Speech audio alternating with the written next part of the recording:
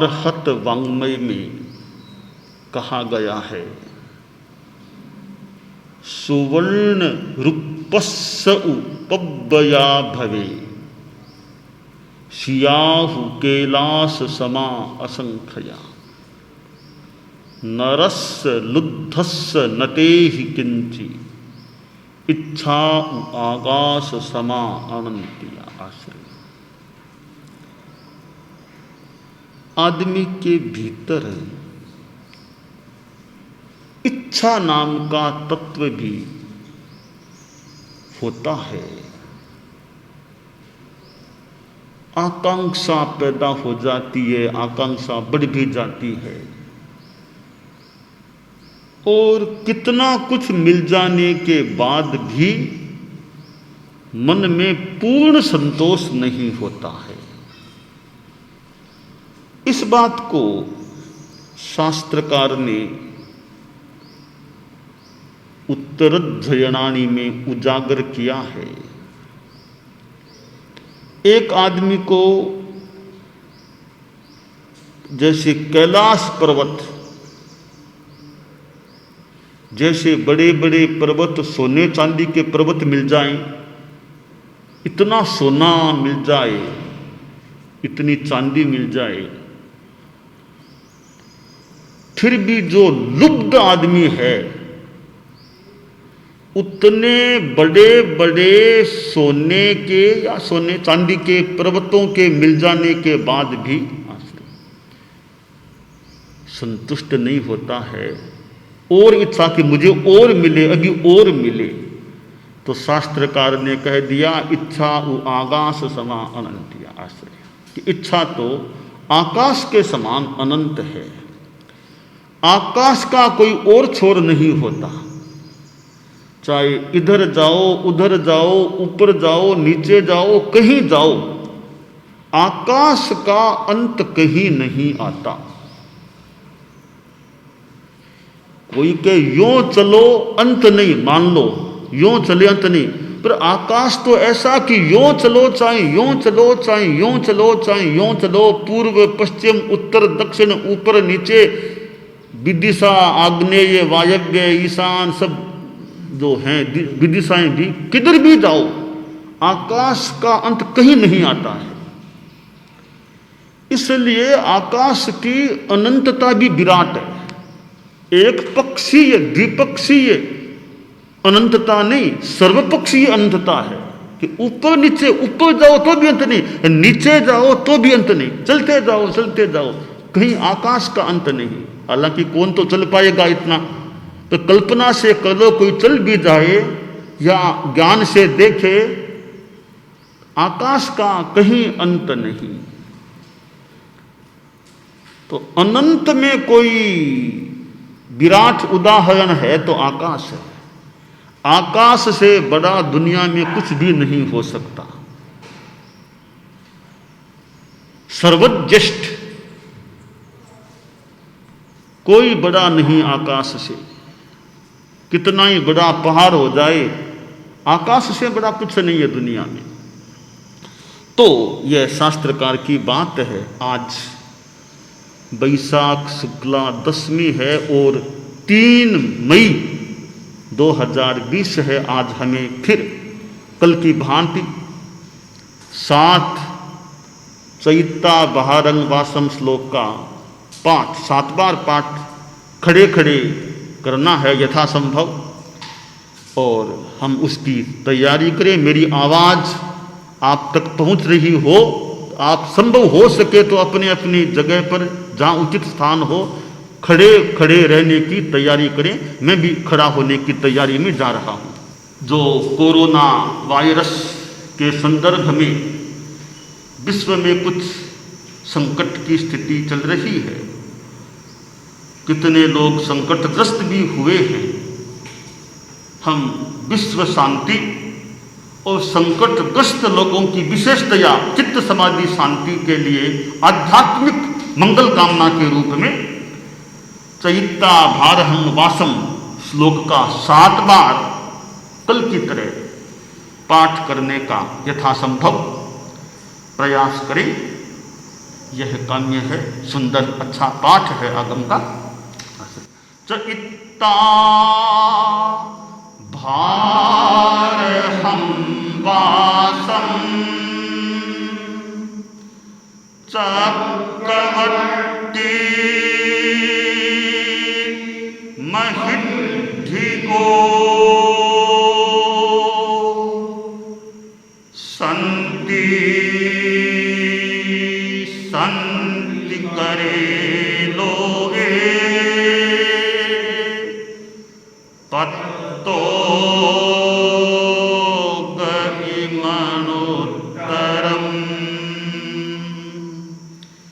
च इत्ता भारहं वासं चक्रवर्ती महिद्धिको संति संति करे लोए पत्तो गहिमनोत्तरम्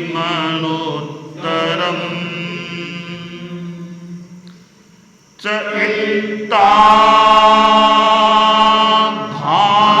भारहं वासं चक्रवर्ती महिद्धिको संति संति करे लोए पत्तो गहिमनोत्तरम् च इत्ता भारहं वासं चक्रवर्ती महिद्धिको संति संति करे लोए पत्तो गहिमनोत्तरम्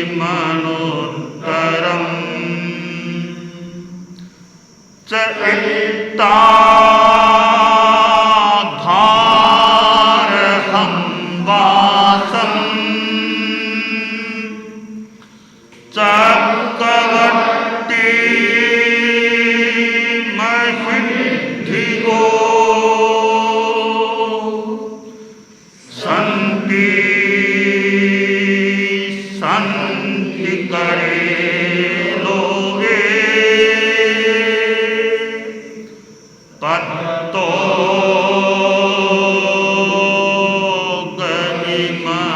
गहिमनोत्तरम् च इत्ता भारहं वासं चक्रवर्ती महिद्धिको संति संति करे लोए पत्तो गहिमनोत्तरम् च इत्ता भारहं वासं चक्रवर्ती महिद्धिको संति संति करे लोए पत्तो गहिमनोत्तरम् पत्तो गहिमनोत्तरम् पत्तो परिमलोत्तरम।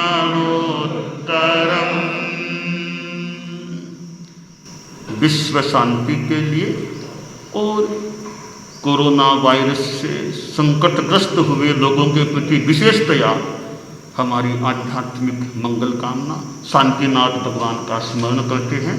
शांति शांति मन में रहे, शांति रहे, मंगल कामना आध्यात्मिक रूप।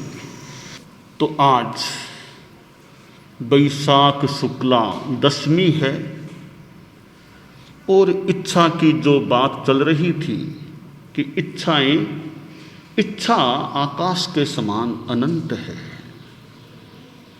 भगवान महावीर ने मानो अपनी इच्छा को आकाश के समान व्यापक नहीं बनने दिया। उन्होंने साधना का पथ स्वीकार किया और साधना का पथ इसी महावीर वर्धमान के जीवन में ही नहीं, उन्होंने अपने पिछले जन्मों में भी अपने ढंग से साधना की थी। कठोर जिसको कह सकें ऐसी तपस्या की थी। जब वे पिछले एक जन्म में नंदन राजा थे, फिर साधु बन गए, राजर्षि बन गए, तपस्या की और 11 लाख से ज्यादा तो मास खमन कर लिए। खैर कितनी कितनी तपस्या उनकी पिछले जन्मों में भी रही है। महावीर के रूप में या वर्धमान के रूप में जन्म था, उसकी जो साधना थी हम कल्पना करें, उसकी पृष्ठभूमि में उनके पिछले जन्मों की भी साधना थी। एकाएक महावीर नहीं बन गए। मानो महावीर बनने के लिए कई जन्मों की तैयारी साधना थी, तब वे महावीर के स्थान को प्राप्त हुए। महावीर नाम होना ठीक है, वो वास्तव में महावीर थे। और इस महावीर या वर्धमान के जन्म में वे गारहस्थ्य में भी रहे थे। करीब 30 वर्षों का उनका जीवन गारहस्थ्य में भी बीता, लगभग 30 वर्ष। फिर वे साधु बने, गारहस्थ्य को छोड़ा और पाप कर्म न करने का संकल्प लिया। करीब 12.5 वर्षों तक विशिष्टतम कह दें, विशिष्टतर जो भी उचित शब्द हो, अध्यात्म साधना में संलग्न रहे। कितनी साधना की, इधर अनाहार की साधना, रोज तो मतलब वे इतनी तपस्या करते थे, इतनी तपस्या कि उनकी तपस्या भी बहुत लंबी। और तपस्या अनाहार के रूप में ही नहीं, साथ में जो आभ्यंतर तप उनका चलता था। 2 प्रकार के तप बताए गए हैं, बाह्य तप और आभ्यंतर तप। बाह्यम तपः परम दुश्चर माचरत्वम, आभ्यंतरस्य तपसः परिबृंहणाय। कि तुम बहुत दुष्कर जो बाह्य तप है वो करो। क्यों करो? आभ्यंतर तप को पुष्ट करने के लिए करो। भगवान महावीर ने अनाहार की तपस्या भी की। आश्चर्य, रोज तो कभी खाना खाया ही नहीं। साधना काल में रोज खाना नहीं, कल खाया आज खा लिया, फिर ऐसा नहीं। रोज तो खाना मानो खाया ही नहीं। और भी उनकी लंबी लंबी तपस्या चलती थी। पालने के दिन तो थोड़े, तपस्या में दिन ज्यादा बीते, बहुत ज्यादा बीते, 12.5 करीब वर्षों के साधना काल में। और मानो वो तो ध्यान, जो भी कायोत्सर्ग, प्रतिमा, ऐसी साधना, अनाहार की तपस्या, इस साधना में बहुत रहे। उपसर्ग, कठिनाइयाँ, संघर्ष, परिचय, जो भी वे स्थितियाँ भी आईं, पर उनको वे स्थितियाँ क्या डिगा सकती थी? कच्चे बच्चे को कोई डिगा दे, मजबूत को क्या डिगा सकती थी? वो तो परम वीतरागता की मानो साधना करने में लगे हुए थे। प्रतिकूलताएं आई, भले वो देवकृत हों, भले मनुष्यकृत हों और भले पशु आदि कृत हों, कोई भी स्थितियां आई, समता समता समता, बस समता की साधना। मानो वे तो समता की प्रतिमूर्ति बन गए थे। ऐसे परम प्रभु महावीर के साथ ये आज का वैशाख शुक्ला दशमी का दिन कैवल्य प्राप्ति के रूप में जुड़ा हुआ है। आज के दिन, इस वैशाख शुक्ला दशमी के दिन परम प्रभु महावीर ने केवल ज्ञान को प्राप्त किया था। तो केवल ज्ञान प्राप्ति का दिवस है आज भगवान महावीर का। चैत्र शुक्ला त्रयोदशी उनका जन्म दिवस है। कार्तिकी अमावस्या उनका महाप्रयाण दिवस है और मृगसर कृष्णा दशमी उनका दीक्षा ग्रहण दिवस है। और यह वैशाख शुक्ला दशमी उनका केवल ज्ञान प्राप्ति का दिवस है। केवल ज्ञान प्राप्ति का मतलब एक तरह से, एक रूप में कठोर साधना की संपन्नता का समय। जो पाना था वो मोटा मोटी पा लिया, मोटा मोटी जो पाना था वो पा लिया। केवल ज्ञान मिलने के बाद और क्या पाना अवशेष रहा? ठीक है, जब तक शरीर है तब संसार में है, आगे मोक्ष तैयार है। तो मोटा मोटी जो ही केवल ज्ञान हो गया तीर्थंकर को, केवल ज्ञानी को, लगभग मानो जो पाना था वो मिल गया, पा लिया। और मानो आखिर पाया भी कहां से था? तो भीतर में ही था। पाना कोई बाहर से तो लाना नहीं था, भीतर में ही था। बस उद्घाटन करना था, उद्घाटन। ऊपर जो आवरण था उसको हटाना था। जैसे पुरातत्व के जो कुछ पुराने समय के अंश चीजें मिलती हैं, कोई पुराने बने हुए मकान, कोई मूर्तियां आदि आदि खुदाई से मिलती है, तो उनको पाना क्या? ऊपर मिट्टी आदि आ गई, उसे हटा दो, वो तो भीतर में है ही है, सामने आ जाएंगे। भीतर में है, मिट्टी आदि को हटाओ, वो सामने दिखने लग जाएंगे। तो केवल ज्ञान तो भीतर में था ही था, है ही है, यानी था ही था। जो कर्मों का आवरण था, ज्ञानावरणीय कर्म का आवरण था। इधर मोहनीय कर्म को हटाए बिना ज्ञानावरणीय हटता नहीं है।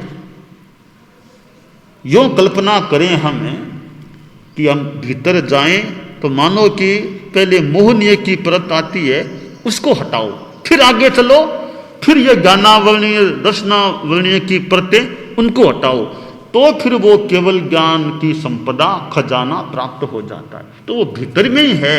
तो ऊपर जो आवरण था उसको हटाने के लिए बड़ा परिश्रम करना पड़ा। कई जन्मों की साधना ने काम किया होगा। फिर यह करीब मान लो मोटा मोटी 12.5 वर्षों की अथक कह दें, घोर परिश्रम कह दें, घोर साधना से श्रम किया, अभ्यास किया, प्रयास किया, करते करते करते करते वो शिलाएं मानो हटी, आवरण हटे, तब केवल ज्ञान का निधान प्राप्त हो गया। तो यह आज का दिन वैशाख शुक्ला दशमी का भगवान महावीर के जीवन इतिहास में कैवल्य प्राप्ति के दिवस के रूप में प्रतिष्ठा प्राप्त है। केवल ज्ञान, संपूर्ण ज्ञान, सर्वज्ञता। केवल ज्ञान होने के बाद कोई ज्ञान अवशेष रहता ही नहीं। वर्तमान में इस क्षेत्र में, इस पंचम काल में, इस वर्तमान अवसर पिणी में अब केवल ज्ञान की प्राप्ति मान लो नहीं भी हो,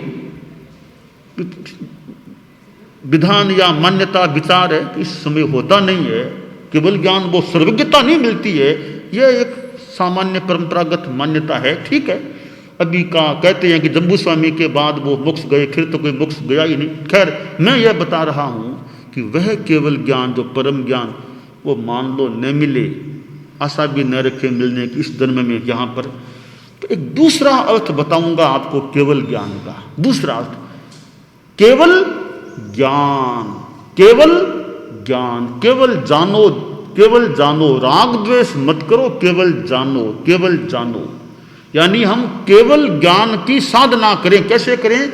केवल ज्ञान करो कि यह स्थिति घटना हो रही है, जान लो, केवल जान लो, साथ में राग द्वेष का मेल नहीं होना चाहिए। तो यह केवल ज्ञान की, यह भी पूरी मान लो, नहीं भी कर सके, जितने अंशों में कर सके करें कि केवल ज्ञान करना है, केवल जानना। जैसे ज्ञाता दृष्टा भाव, ज्ञाता दृष्टा भाव, न कि भोक्ता भाव। अनुकूलता, प्रतिकूलता, मान अपमान, सुख दुख जो भी आ गया, केवल ज्ञान, जान लो, जान लो, जान लो, ऐसा हो रहा है। परंतु राग द्वेष को साथ में मत जोड़ो। बस यही प्रेक्षा ध्यान का भी एक स्वरूप है कि जानो, देखो, प्रियता अप्रियता का संवेदन मत करो। मान लो जैसे बैठे हैं और कोई मच्छर काट रहा है, जान लिया कि ठीक है मच्छर काट रहा है, मच्छर के प्रति भी द्वेष नहीं करना, ठीक है काट रहा है, द्वेष नहीं करना। मान लो कहीं कोई दर्द भी शरीर में हो रहा है, तो दर्द को भी जान लो, हाँ पेट में, पैर में कहीं दर्द, मान लो अगर हो रहा हो तो हो रहा है, परंतु मन में कोई दुख नहीं, विषमता नहीं, अधीरता नहीं। यह हो गया केवल ज्ञान, केवल जानना। तो परम प्रभु महावीर का आज वैशाख शुक्ला दशमी का केवल ज्ञान दिवस है। तो केवल ज्ञानी हम जब बनेंगे तब जिसका जैसे योग है, किसी को केवल ज्ञान नहीं भी मिले, जिनको मिलने वाला है पता नहीं कितने जन्मों के बाद कब किसको, किसी को इसी जन्म में महाविद्या में मिल जाए, मान लो जिसका जैसे योग है। परंतु कम से कम केवल ज्ञान, केवल जानना, केवल जानना, यह भी जितना अभ्यास हो सके वो करें, तो हम परम प्रभु, परम श्रद्धेय, परम वंदनीय, परम आराध्य भगवान महावीर का आज केवल ज्ञान दिवस बड़ी श्रद्धा भक्ति के साथ मैं यहाँ सोलापुर अथवा उसके परिपार्श्व में स्थित ब्रह्मदेव माने इंस्टीट्यूट ऑफ टेक्नोलॉजी बेलाटी में बैठा बैठा मानो कोई दूर संचार साधनों के माध्यम से अपनी बात बता रहा हूं। हम सभी केवल ज्ञान, केवल जानने की दिशा में आगे बढ़े, यह काम्य है। हालांकि आज और कल वैशाख शुक्ला नवमी और वैशाख शुक्ला दशमी को मुझे महाराष्ट्र के जालना क्षेत्र में होना था, परंतु वहां नहीं पहुंच सके। फिर भी हूं मैं महाराष्ट्र में ही हूं, महाराष्ट्र में जालना की जगह सोलापुर या उसका परिपार्श्व भाग मान लें, हूं महाराष्ट्र में ही। क्षेत्रों का तो जैसा योग है कोई बात नहीं, जालना नहीं जा सके, पर आज यहाँ हम भगवान महावीर का यह केवल ज्ञान दिवस इस संक्षेप में हमने मनाया है। ओम अरहम दानान सेठम अभयपयाणम सच्चे सुया अणवज्जं वयंती तवे सुया उत्तम बंभचेरम लोगुत्तमे समनेणाय पुत्ते। अरहंता मंगलम सिद्धा मंगलम साहु मंगलम कैवल्ली पन्नत्तो धम्मो मंगलम। अरहंता लोगुत्तमा सिद्धा लोगुत्तमा साहु लोगुत्तमा कैवल्ली पन्नत्तो धम्मो लोगुत्तमो। अरहंते शरणं प्रवज्जामि सिद्धे शरणं प्रवज्जामि साहु शरणं प्रवज्जामि कैवल्ली पन्नत्तं धम्मं शरणं प्रवज्जामि।